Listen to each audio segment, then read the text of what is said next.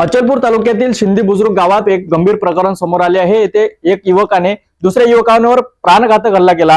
सनी सूर्यवंशी नामक युवकावर अभिजित नावाच्या व्यक्तीने हल्ला केला, ज्यामुळे परिसरात तणावाचे वातावरण निर्माण झाले आहे।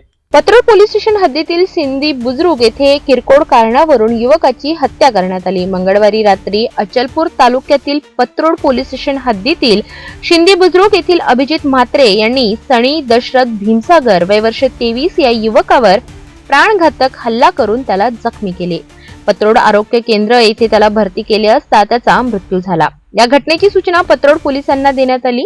पत्रोड पोलिसांनी या प्रकरणातील संबंधित व्यक्तीवर कडक कारवाई करण्यात येईल अशी माहिती दिली। अशा प्रकारच्या गंभीर हल्ल्यामुळे शिंदी बुजुर्ग गावात तणाव निर्माण झाला आहे। पोलीस प्रशासनाकडून तपास सुरू आहे आणि संबंधित व्यक्तीवर कठोर कारवाई करण्यात येणार आहे।